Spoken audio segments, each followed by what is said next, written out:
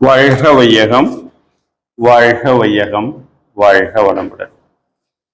குரு வாழ்க, குருவே துணை. பெற்றெடுத்த அன்னையை, உற்ற துணை நின்ற தந்தையை, மனிதகுலம் வாழ்வாங்கு வாழ மனவளக்கலை என்கின்ற ஒரு மகத்தான வாழ்வியல் கலையை வடிவமைத்து வழங்கிட்ட ஆசான் அருள் தந்தை வேதாத்ரி மகரிஷி அவர்களை வணங்கி வாழ்த்தி எனது உரையை ஆரம்பிக்கின்றேன். அருள் தந்தை வேதாத்ரி மகரிஷி அவர்களின் 115வது பிறந்த தினத்தை கொண்டாடும் முகமாக ஏற்பாடு செய்யப்பட்டிருக்கக்கூடிய இந்த ஒன்று கூடலிலே இங்கு பங்கு பெற்ற வந்திருக்கும் உங்கள் அனைவருக்கும் இனிய மாலை வணக்கம். வாழ்க வளமுடன். பொதுவாக இந்த மறைந்தவர்களின் பிறந்த நாட்களை நம்ம கொண்டாடுறதில்லை இல்லையா? பொதுவாகவே நம்ம வீட்டுல எல்லாம் ஒருத்தர் இருந்திருப்பாங்க, நம்ம அப்பா இருந்திருப்பாரு, என்னோடனா அப்பா இறந்துட்டாரு. இருக்கும்போது நம்ம கொண்டாடுவோம், கேக் வெட்டுவோம், கேண்டில் வைப்போம், ஊத சொல்லுவோம், ஹாப்பி பர்த்டே பாடுவோம், பர்த்டே கொண்டாடுவோம். ஆனால் அவர்கள் மறைந்த பிறகு அவர்கள் இறந்த தினத்தை நம்ம நிறைவு கூறுவோம், ஆனா அது கொண்டாட்டமாக நம்ம வச்சுக்கொள்றதில்லை. அப்போ ஒரு சிலரின் பிறந்த தினங்களை மட்டும் நம்ம கொண்டாடுறோம் இல்லையா? அப்படின்னா அது ஏன் அப்படிங்கிற ஒரு மிகப்பெரிய கேள்வி வருகிறது. ஏனென்றால் அவர்கள் வாழ்ந்து கொண்டிருக்கிறார்கள். எப்படி வாழ்ந்து கொண்டிருக்கிறார்கள் என்றால், அவர்கள் உடல் அளவுல வாழல, அவர்கள் காட்டிய வழி நெறி, அவர்கள் இந்த உலகத்துக்கு கொடுத்து விட்டு போன விஷயங்கள், அவையெல்லாம் அவற்றின் வழியாக அவர்கள் வாழ்ந்து கொண்டிருக்கிறார்கள். அப்போ இந்த பிறந்த தினம் கொண்டாட்டம் என்பது அவர்கள் நமக்கு கற்றுக் கொடுத்த விடயங்களை மீண்டும் மீண்டும் நினைவு கூறவும், அதை உறுதிப்படுத்தவும், அதை தொடர்ந்து செய்வோம் என்று ஒரு சங்கல்பம் கொள்வதற்கான ஒரு நாளாகத்தான் இந்த மறைந்தவர்களின் பிறந்த தினங்களை நாம கொண்டாடிட்டு இருக்கிறோம். அந்த வகையில வேதாத்ரி மகரிஷி அவர்கள் நமக்கெல்லாம் கற்றுத்தந்திருக்கக்கூடிய, வடிவமைத்து தந்திருக்கக்கூடிய இந்த மனவளக்கலை யோகா என்கின்ற ஒரு வாழ்வியல் நெறியை நாம் எல்லாம் பின்பற்றி கொண்டிருக்கிறோம். அதுல மேலும் மேலும் உறுதி கூறுவதற்காகவும், அதை மேலும் மேலும் நினைவு கூறுவதற்காகவும், அதிலே நம் உறுதிப்பாட்டை வெளிப்படுத்துவதற்காகவும், அதை கற்ற விஷயங்களை நாங்கள் தொடர்ந்து பின்பற்றுவோம் என்பதை உறுதிபட பறைசாற்றுவதற்குமான ஒரு தினமாகத்தான் இந்த மகரிஷி அவர்களின் பிறந்த நாளை நம்ம இன்றைய கொண்டாடி கொண்டிருக்கிறோம். ஒவ்வொரு வருஷமும் கொண்டாடி கொண்டிருக்கிறோம். இப்போ தனி மனித அமைதி மூலம் உலக அமைதி, இதுதான் நம் மனவளக்கலை யோகாவின் அடிப்படை இல்லைங்களா? இப்போ வேதாத்ரி மகரிஷி அவர்கள் தனி மனித அமைதி மூலம் உலக அமைதி காண்கின்ற நோக்கத்துல தனி மனிதனுக்கான வாழ்க்கை நெறியை, அந்த வாழ்வின் விழுமியங்களை மட்டும்தான் நமக்கு கொடுத்திருக்கிறாரா அப்படின்னு நம்ம சிந்திச்சு பார்த்தோம்னா நிச்சயமாக இல்லை. ஏனென்றால் இந்த உலகம் தனி மனிதனால் ஆனதல்ல. இந்த உலகம் தனி மனிதர்களின் கூட்டம், நிறைய பேரு, கோடானு கோடி மக்களின் கூட்டமாக இருக்கிறது. அப்போ ஒவ்வொரு மனிதனும் தனி மனிதனாக, தனித்தனி தீவாக இங்க நாம வாழ்ந்துட முடியாது. ஒருத்தரோட ஒருத்தர் இணைந்து ஒத்து உதவிதான் வாழணும். அப்படி என்றால் இந்த முழு மனித குலமும் ஒன்றாக வாழ்வதற்கு, ஒத்துதவி வாழ்வதற்கு, இணக்கமாக வாழ்வதற்கு ஒரு வாழ்க்கை நெறி தேவைப்படுகிறது இல்லையா? அப்போ முழு உலகத்துக்கும், முழு மனித குலத்துக்குமான ஒரு வாழ்க்கை நெறியும் நமக்கு தேவைப்படுகிறது. அது இந்த மனித குலத்துக்கான விழுமியம். அந்த விழுமியங்களையும் அந்த வாழ்க்கை நெறியையும் மகரிஷி அவர்கள் நமக்கு அமைச்சு கொடுத்திருக்கிறார். அப்ப நாம எப்போது சொல்றது என்ன? மனவளக்கலை என்பது ஒரு போதனை மார்க்கம் அல்ல, அது ஒரு சாதனை மார்க்கம். அப்போ அந்த வகையில மகரிஷி அவர்கள் இந்த முழு மனித குலமும் இணக்கத்தோடு வாழ வேண்டும், அமைதியாக வாழ வேண்டும், வன்முறையற்று வாழ வேண்டும் என்பதற்காக ஒரு 14 அம்ச திட்டத்தை நமக்கு வகுத்து கொடுத்திருக்கிறார் இல்லைங்களா? இது நம்ம எல்லாருக்குமே தெரியும். அது என்னது? போரில்லா நல்லுலகம், பொருட்துறையில் சமநீதி, நேர்மையான நீதிமுறை, நில உலகுக்கு ஓர் ஆட்சி, சீர் செய்த பண்பாடு, சிந்தனையோர் வழி வாழ்வு, சிறப்புணர்ந்த பெண் மதிப்பு, தெய்வ நீதி வழி வாழ்தல், தேர் திருவிழா தவிர்த்தல், சிறுவர்க்கு விளையாட்டு, செயல் விளைவு உணர்கல்வி, சீர்காந்த நிலை விளக்கம், பார் முழுதும் உணவு நீர் பொதுவாக்கல், பலகடவுள் பழக்கம் ஒழித்து உண்மை ஒன்றை வழிபடுதல். முழு மனித குலத்துக்குமான ஒரு நெறிமுறை என்றால் இந்த 14 அம்ச திட்டத்தை நாம எடுத்துக்கொள்ளலாம். இதில் முதன்மையாக இருக்கக்கூடியது என்னங்க? போரில்லா நல்லுலகம். ஏனென்றால் இந்த அடுத்த 13 திட்டங்களையும் நாம் செயல்படுத்த வேண்டும் என்றால், மனிதகுலம் அதனால் பயன் பெற வேண்டும் என்றால், முதலாவது நமக்கு என்ன தேவை? இந்த உலகம் அமைதியாக இருக்கணும். அப்போ அமைதியாக இருக்க வேண்டும் என்றால் இங்க என்ன நடக்கணும்? போரில்லாத ஒரு நல்லுலகம் அமைஞ்சிருக்கணும், இல்லைங்களா? இப்ப இந்த போர் எப்படிப்பட்டது? இந்த போரின் வகைகள் நிறைய இருக்குது, இல்லையா? முதலாவது நமக்குள்ளேயே நாம போட்டுக்கொண்டிருக்கக்கூடிய போர். நம்ம நிறைய விஷயங்களை கத்துக்கிறோம். சில நேரங்கள்ல நாம் கற்றுக்கொள்ளக்கூடிய விஷயங்களே நமக்கு வினையாக ஆகி போகிறது. நிறைய விஷயங்களை கற்றுக்கொள்றோம். அறிவு, அனுபவம், படித்த விஷயங்கள், பெற்ற அனுபவம், இதுல ஒவ்வொருத்தரும் சொல்லக்கூடிய ஒரு விஷயங்கள், அது ஒண்ணுக்கு ஒண்ணு இருக்கக்கூடிய கான்ஃபிளிக்ட்ஸ், இதெல்லாம் சேர்ந்து நம்ம மனசுக்குள்ள நிறைய குழப்பங்களையும் போரையும் உண்டாக்குது. நம்ம அகத்துக்குள்ளேயே போரை உண்டாக்கி கொண்டிருக்கிறது. இது அகப்போர். இது மிகப்பெரிய அக்கப்போரும் கூட, சரியா? அப்போ இப்போ இது முதலாவது போர், நமக்குள்ளேயே நாம போட்டுக்கொண்டு இருக்கக்கூடிய போர். அடுத்து என்ன போரு? இனங்களுக்கு மத்தியிலே, மொழிகளுக்கு மத்தியிலே, ஜாதிகளுக்கு மத்தியிலே, இப்படி நாடுகளுக்கு இடையிலே நாங்க நடைபெறக்கூடிய இந்த போர். இப்போ இத்தனை போர்களும் நம்மை மனித குலத்தின் உயிருக்கும் பொருளுக்கும் மிகப்பெரிய இழப்பாக இருந்து கொண்டிருக்கிறது. உண்மையிலே நம்ம ஆழ்ந்து ஆராய்ச்சி பார்த்தோம்னு சொன்னா, இந்த எல்லா பெரும்பாலான போர்களுடைய தொடக்க புள்ளி ஒரு தனி மனித காரணமாகத்தான் இருக்கும். எல்லா போர்களையும் நாம கொஞ்சம் ஆழ்ந்து நாம ரொம்ப ஆராய்ச்சி பார்த்தோம்னா தெரியும், இதுல ஏதோ ஒரு தனி மனிதனுடைய ஒரு செயல் அல்லது ஒரு எண்ணம் அல்லது ஒரு சொல் நமக்கு காரணமாக இருக்கலாம். இப்போ நாம அருள் தந்தை அவர்கள் நமக்கு ஒரு அழகான அகத்தாய்வு அப்படின்னு நமக்கு சொல்லி கொடுத்திருக்கிறார், இல்லையா? இதுல 6 தீய குணங்களை பத்தி நாம தெரிஞ்சு வச்சிருக்கிறோம். என்னங்க?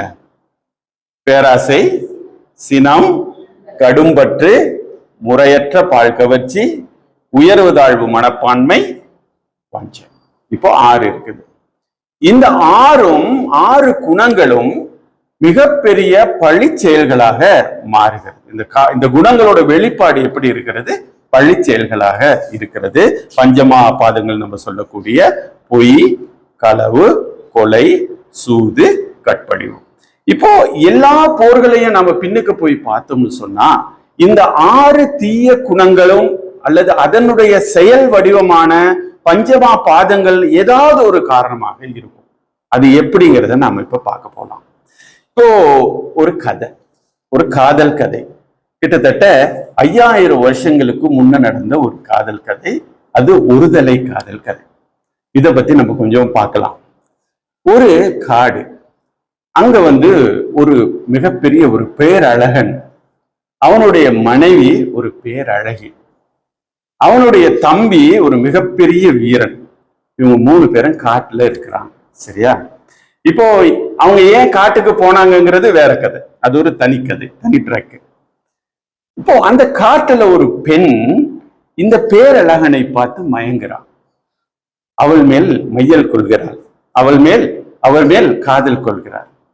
இப்ப போய் அவர்கிட்ட தன்னுடைய காதலை வெளிப்படுத்தி அந்த காதலை ஏற்றுக்கொள்ளுமாறு கேட்கிறான். அவர் முடியாதுன்னு சொல்லிட்டார். என்றால் நான் எப்பொழுதும் ஒருவனுக்கு மட்டும்தான் கணவனாக இருப்பேன், இன்னொரு பெண்ணை நான் ஏறிட்டு கூட பார்க்க மாட்டேன் அப்படின்னு சொல்லிட்டார். அப்படின்னு சொல்றாரு, வேணும்னா என் தம்பி கிட்ட கேட்டுப்பாரு. ஒண்ணு அவரு தான் வேணான்னு சொல்லியிருக்கலாம், ஏன் தம்பி கிட்ட கேட்டுப்பாருன்னு சொன்னாருன்னு தெரியல. இருந்தாலும் போய் தம்பி கிட்ட கேட்கிறா. அவனும் ஒரு அழகன், மிகப்பெரிய வீரன். அவன்கிட்ட போய் கேட்டவன அதை சொல்றான், முடியவே முடியாது, என் அண்ணனுக்கும் அன்னிக்கும் சேவை செய்யறதுதான் என்னுடைய முதல் கடமை, அதுதான் என்னுடைய முழுவதுமான கடமை. நான் உன்னை காதலித்தாலோ உன்னை திருமணம் செய்து கொண்டாலோ என்னால் அந்த கடமையை முழுமையாக என்னால செய்ய முடியாது, அதனால உன்னுடைய காதலை நான் ஏற்றுக்கொள்ள முடியாது. இந்த பெண்ணுக்கு அந்த மனைவி மேல மிகப்பெரிய கோபம் வருகிறது.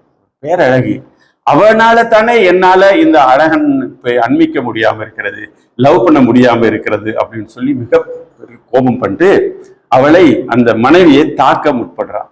அப்போ இதை கண்ட அந்த தம்பி ரொம்ப ஆத்திரப்பட்டு என்ன பண்றான்னா அவளோட போரிட்டு அவளுடைய காதையும் மூக்கையும் அறுத்துறான்.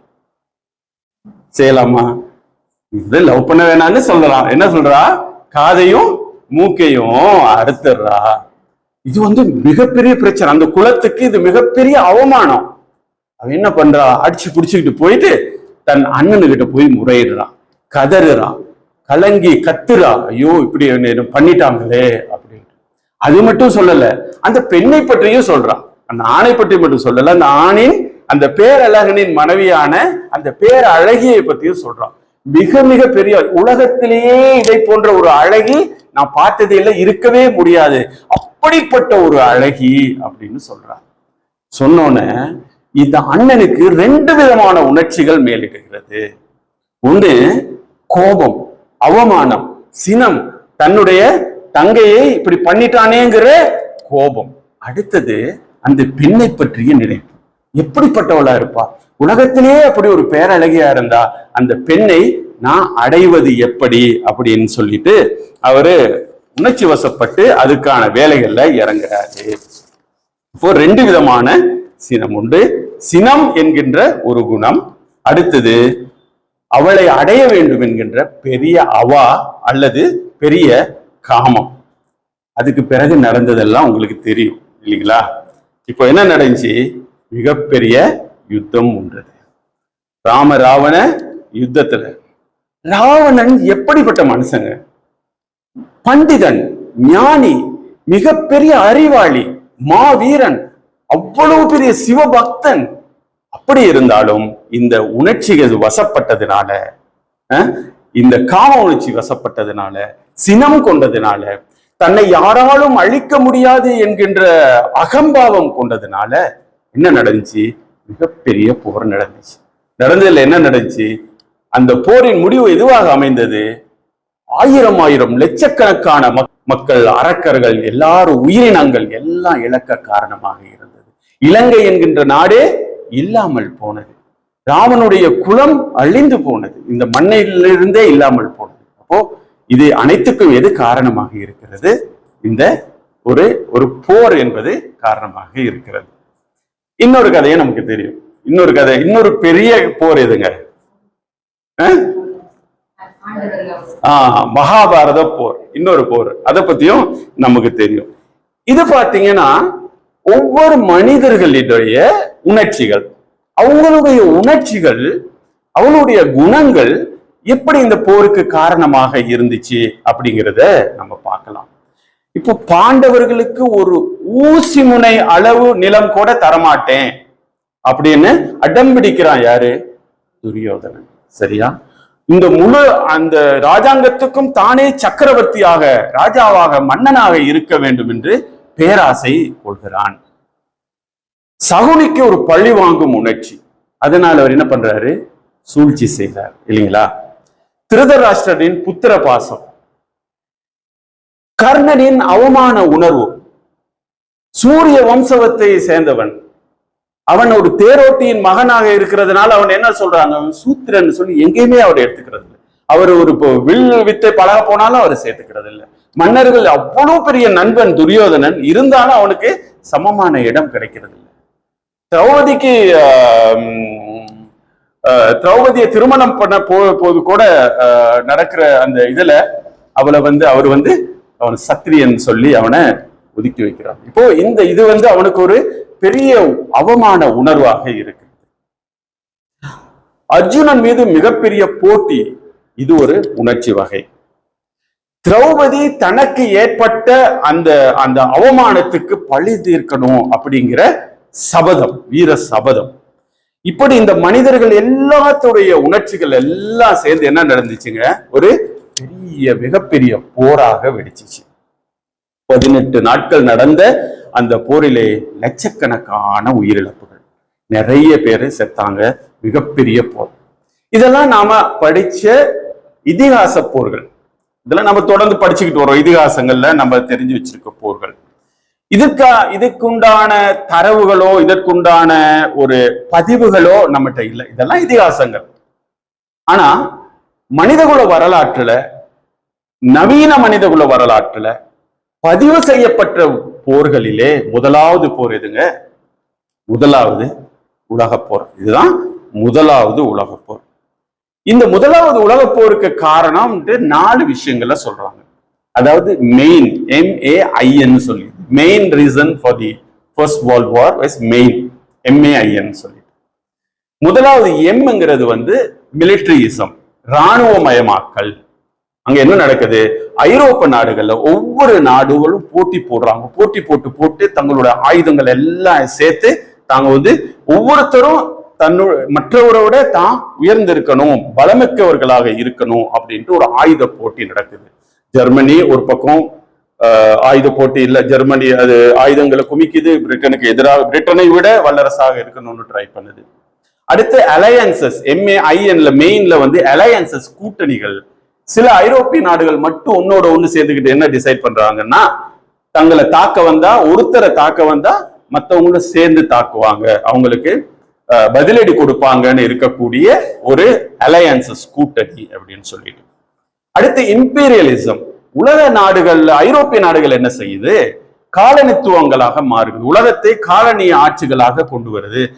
ஆசியாவில் மற்ற குறிப்பாக ஆப்பிரிக்க நாடுகள்ல போயிட்டு என்ன பண்றாங்க? அந்த நாடுகளை அடிமைப்படுத்துறதுல ஒருத்தருக்கு ஒருத்தர் போட்டி போடுறாங்க. அங்க இருக்கக்கூடிய வளங்களை சுரண்டுவதிலும் தங்கள் பொருட்களை விற்பதற்கான சந்தையை உருவாக்குவதுமாக ஒரு இம்பீரியலிசம், காலனித்துவத்தை கொண்டு வர்றாங்க. அடுத்தது நேஷனலிசம். மெயின்ல கடைசியாக வரக்கூடிய என் என்பது நேஷனலிசம், தேசியவாதம். ஒருவரும் தாங்கள் தான் பெரியவர்கள், தாங்க தான் உயர்ந்த ஜாதி, தாங்கள் தான் மிகப்பெரிய நாடு, புகழ்மிக்கவர்கள், பெருமை மிக்கவர்கள், உயர்ந்தவர்கள் அப்படிங்கிற ஒரு ஒரு ஒரு விஷயத்த அவங்க தேசியவாதத்துல அவங்க வர்றாங்க. இப்ப இதெல்லாம் சேர்ந்து ஒரு போர் உருவாதுக்கான சூழ்நிலை கொண்டிருக்கு. இப்ப இது ஒரு வெடிகுண்டு கிடங்கு, எப்ப வேணாலும் வெடிக்கலாம் அப்படிங்கிற ஒரு நிலையில இருந்து கொண்டே இருக்கிறது. அப்போ எப்ப வேணாலும் போர் வரக்கூடிய காரணங்கள், அங்க விஷயங்கள் நடந்து கொண்டே இருக்குது. ஒரு சின்ன பொறி தான் தேவை. ஒரு சின்ன பொறி பட்டா அந்த முழு பெரிய வெடிகுண்டு கிடங்கும் வெடிச்சு சிதறக்கூடிய ஒரு நிலைமையில இருக்கிற பொழுது, அந்த சின்ன பொறி ஜூலை 28, 1914 சரஜிவோ என்கிற இடத்துல ஒரு நடக்கிறது. அங்க ஆஸ்திரியா ஹங்கேரிய பேரரசோட வாரிசான ஆர்கிடியூக் பிராங்க் ஃபெர்டினண்ட் மற்றும் அவருடைய மனைவியை ஒரு செர்பிய தேசியவாதி சுட்டுக் கொள்றார். அப்போ உடனே இந்த ஆஸ்திரியா ஹங்கேரிய செர்பியா மேல போர் தொடுக்கிறது. இப்ப எல்லாம் ரெட்டியா இருக்கிறாங்க. அடுத்தடுத்த சங்கிலி தொடர் போல, ஒரு செயின் ரியாக்ஷன் போல எல்லா நாடுகளும், எல்லா ஐரோப்பிய நாடுகளும் போருக்குள்ள குதிக்கிறாங்க. மிகப்பெரிய போராக வெடிக்கிறது. ஒற்றை மனிதனின் 2 குண்டுகள் ஒரு மிகப்பெரிய போருக்கு காரணமாக அமைகிறது. அது உலகிலே பதிவு செய்யப்பட்ட போரிலே முதலாவது போர். கிட்டத்தட்ட 2 கோடி மக்கள் செத்து போறாங்க. 2 கோடி உயிரிழப்பு நடக்கிறது. மேலும் 2 கோடி மக்கள் படுகாயம் அடைகிறாங்க. பசி, பட்டினி, வறுமை, பொருள் இழப்பு, பில்டிங்ஸ் எல்லாம் உடைஞ்சு நொறுங்கிறது. பொருளாதார பின்னடைவு, கணக்கில முடியாத அளவுக்கு பொருளாதார பின்னடைவு. நாடுகள் எல்லாம் பல தசாப்த காலங்களாக பின்னுக்கு ரிவர்ஸ்ல போகக்கூடிய ஒரு சூழ்நிலை ஏற்படுகிறது. எல்லா இன்ஃப்ராஸ்ட்ரக்சர், உள்கட்டமைப்பு எல்லாமே அழிந்து போகிறது. மிக மிக மிக பெரிய அழிவுக்கு காரணமாக இந்த முதலாம் உலக போர் இருக்கிறது. அடுத்து அந்த போர்ல இருந்து சில வருடங்களுக்கு பின்பு, சில 10-20 வருடங்களுக்கு பிறகு அடுத்து வரக்கூடிய என்ன போருங்க? அடுத்த போரு 2ஆம் உலக போர். 2ஆம் உலக போர்னோன்னு நமக்கு யாரு ஞாபகம் வர்றா? ஒரே ஒரு மனிதர் ஞாபகம் வருவார். யாருங்க? Adolf Hitler. ஜெர்மனிய சர்வாதிகாரியான அடால்ஃப் ஹிட்லர் தான் நமக்கு ஞாபகம் வருவார். இங்கேயும் கூட யோசிச்சு பாத்தீங்கன்னா தனி மனித உணர்வுகள் தான் அந்த அந்த போருக்கு காரணமாக இருக்கிறது. நானே பெரியவன் என்கின்ற ஆரிய வம்சம்தான் உயர்ந்தது அப்படின்னு அவர் நினைக்கிற அந்த தன்னை பற்றிய பெருமித உணர்வு, அதனால நாம இந்த உலகத்தை ஆளணும் என்கிற நினைப்போம். முதலாம் உலக போர்ல நாம பெரிய அவமானப்பட்டுட்டோம், அதுக்கு பழிவாகணும் அப்படிங்கிற நினைவு.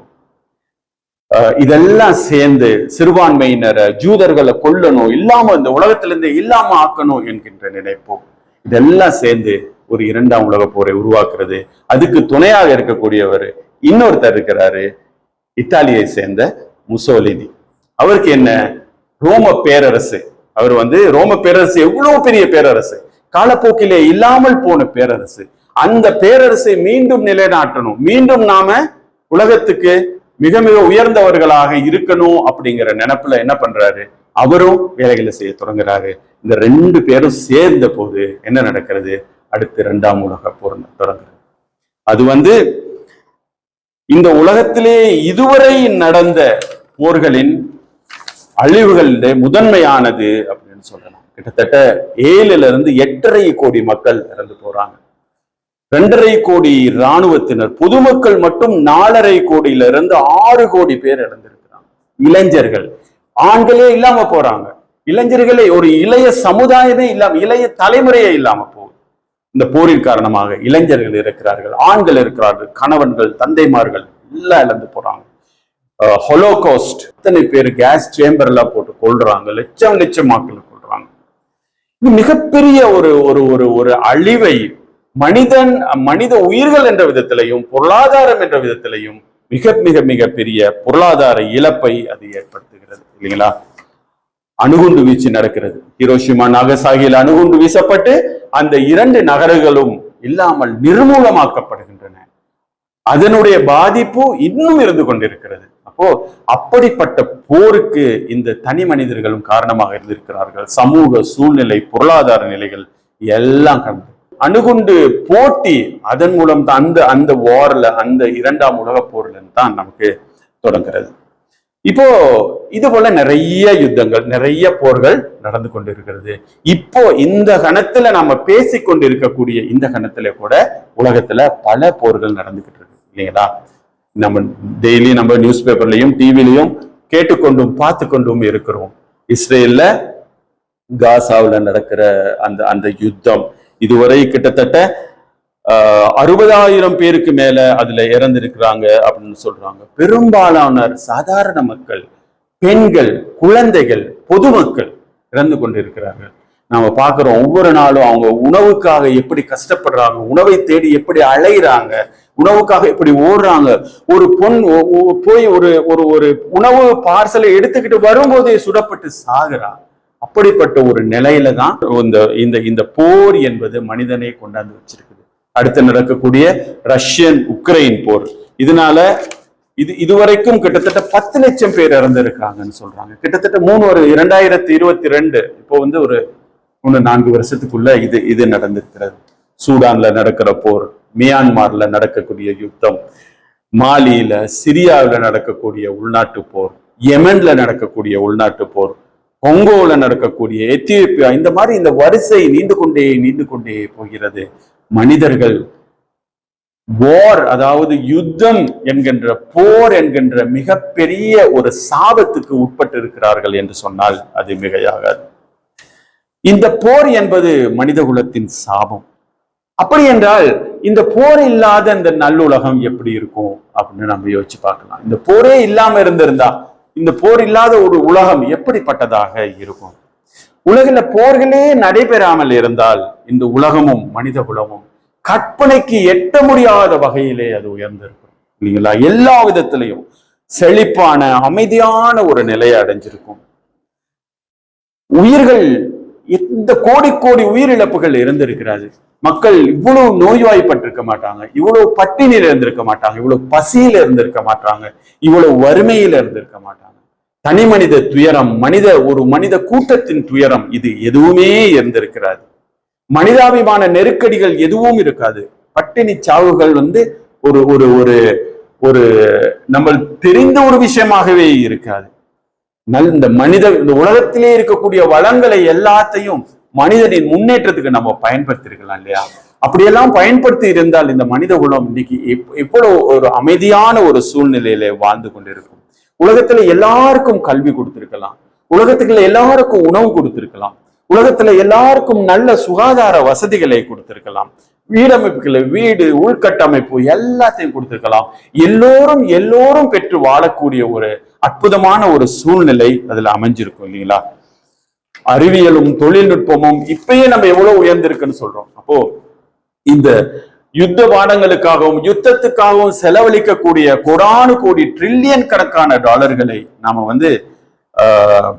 தொழில்நுட்பத்துக்கு செலவழிச்சிருந்தோம்னா, சயின்டிபிக் அண்ட் டெக்னாலஜிக்கல் அட்வான்ஸ்மெண்ட் இது எவ்வளவுத்துக்கு முன்னேறி இருக்கும். மனிதன் மிகப்பெரிய ஒரு சமூக நல்லிணக்கம், இன மத பேதங்களற்ற சண்டைகளற்ற ஒரு அமைதியான அற்புதமான ஒரு இடம் இருந்திருக்கும். சுருக்கமாக சொல்றதுன்னா, போர்கள் இல்லாத உலகம் என்பது அமைதி, செழிப்பு, அறிவு, ஒருத்தருக்கு ஒருத்தர் ஒத்து வாழக்கூடிய ஒரு தன்மை என்று நடந்திருக்கும். ஒரு பாதுகாப்பான அழகான வளமான எதிர்காலத்தை நம்மளுடைய இளைய சமுதாயத்தினருக்கு விட்டு சொல்லக்கூடிய ஒரு அமைப்பு இருந்திருக்கும் இல்லைங்களா? என்ன நடந்திருக்கும்? நாம ஸ்வர்க்கம் என்று எங்கேயோ தேடிக்கொண்டிருக்கிறோம்.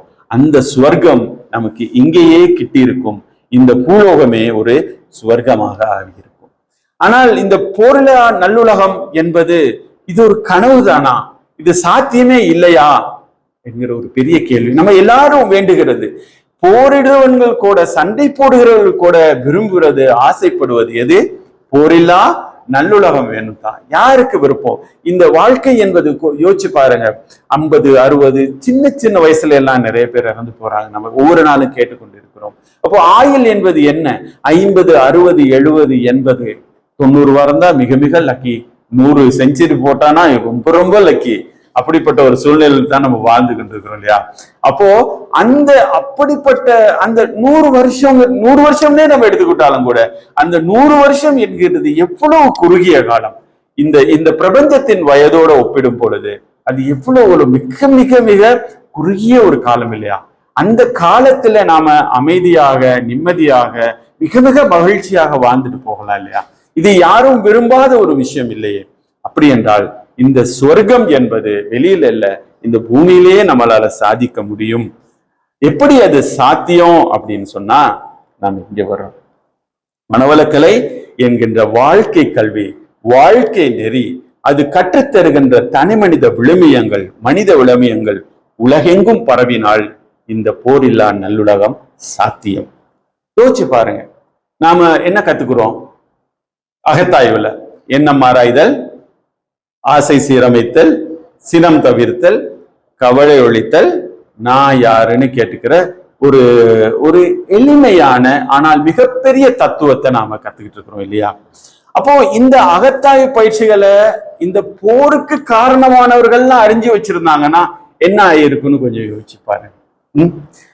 ராவணன் தன்னுடைய சினத்தை, அந்த சினம் என்கின்ற தீய குணத்தை பொறுமை என்கின்ற நற்குணமாக அவனால் மாற்ற முடிந்திருந்தால், அல்லது முறையற்ற பால் கவர்ச்சி என்கின்ற அந்த தீய குணத்தை கற்பு நெறி என்கின்ற நற்குணமாக மாற்ற முடிந்திருந்திருந்தால் ஒரு போர் நடந்திருக்குமா அப்படிங்கிற ஒரு கேள்வி வருகிறது. துரியோதனன் பேராசை என்கின்ற தீய குணத்தை நிறைமனம் என்கின்ற நற்குணமாக மாற்ற முடிந்திருந்தால், கடும்பட்டு என்கின்ற தீய குணத்தை ஈகை என்கின்ற நற்குணமாக மாற்ற முடிந்திருந்தால், திரௌபதியின் வஞ்சம் என்கின்ற தீய குணம் மன்னிப்பு என்கின்ற நற்குணமாக மாறி இருந்தால், ஹிட்லருடைய உயர்வு தாழ்வு மனப்பான்மை என்கின்ற அந்த எண்ணம், அந்த குணம் நேர் நிறை உணர்வு என்கின்ற நற்குணமாக மாறி இருந்தால் என்ன நடந்திருக்கும்? இத்தனை போர்கள் நடந்திருக்குமா? அப்போ இதுக்கு நடப்பதற்கு என்ன காரணம்? இந்த கல்வி, இந்த அறிவு, இந்த தெளிவு இந்த மக்களுக்கு இல்லாமல் இருந்தது. இதெல்லாம் இருந்திருந்தால் எத்தனையோ போர்களை நாம தவிர்த்திருக்கலாம் இல்லைங்களா? எனவே எதிர்காலத்துல போரில்லா நல்லுலகம் உருவாக வேண்டும் என்றால், இந்த பூ உலகம் சொர்க்கமாக மாற வேண்டும் என்றால், இந்த வாழ்க்கை கல்வி என்ன செய்யணுங்க? உலகெங்கும் பரவணும். பரவி எல்லாரும் இதை கத்துக்கிட்டாங்கன்னா இந்த அற்புதமான வாழ்க்கை நெறியை உலகுக்கு தந்த அருளாசான் வேதாத்திரி மகரிஷி அவர்கள் இந்த பிறந்த நாளை நாம கொண்டாடிக்கிட்டு இருக்க இந்த நல்ல வேலையில பொருளா நல்லுலகம் வேண்டி நாம தவம் செய்யலாம், ஆழ்ந்து தவம் செய்யலாம், தவத்தின் பின்னே வாழ்த்தலாம். அதையும் மீறி இது உலகமெங்கும் பரவ நம்மால் என்னெல்லாம் செய்ய முடியுமோ அதையெல்லாம் செய்யலாம். நாளைய உலகம் முழு மனிதகுலமும் இன மத மொழி பேதம் அற்றும் இல்லாத இந்த பேதங்களை எல்லாம் கடந்து உண்மையிலேயே சிந்தனை ஆற்றல்னா நம்ம சிந்தனை ஆற்றலையே உயர்ந்தவர் அப்படின்னு சொல்றோம், மற்ற உயிரினங்களை எல்லாம் விட உயர்ந்தவர்கள் என்று சொல்கிறோம். ஆனால் உண்மையிலேயே நாம என்ன அந்த உயிரினங்களெல்லாம் விட தாழ்ந்துதான் நம்ம இருக்கிறோம் இல்லைங்களா? உணர்ச்சி வசப்பட்டு தாழ்ந்து இருக்கோம்.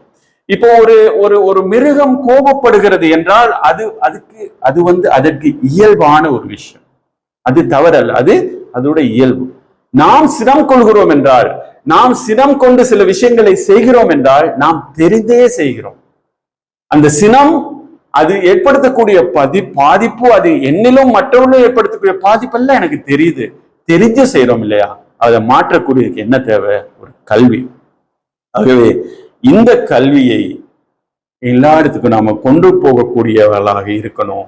மனிதகுலம் நிச்சயமாக உண்மையான உயர்ந்த ஒரு உயிரினமாக, உண்மையிலேயே அந்த சிந்தனை அறிவை பயன்படுத்தக்கூடிய ஒரு உயிரினமாக மாற்றி இந்த உலகம் சொர்க்கமாக மாறக்கூடிய, இந்த உலகம் அமைதி மிக்க, எல்லோருக்கும் எல்லாரும் கிடைக்கக்கூடிய, எல்லோரும் ஒத்துதவி, ஒருவருக்கு ஒருவர் ஒத்துதவி வாழக்கூடிய ஒரு அற்புதமான அமைப்பு இந்த போரில்லா நல்லுலகத்தில் அமையும். அது சாத்தியம் என்று கூறி நீங்கள் அனைவரும் உடல் நலம், நீலாயுள், நிறை செல்வம், உயர் புகழ் பெற்று வாழ்க என்று வாழ்த்தி விடைபெறுகின்றேன். வாழ்க வளமுடன், வாழ்க வளமுடன், வாழ்க வளமுடன்.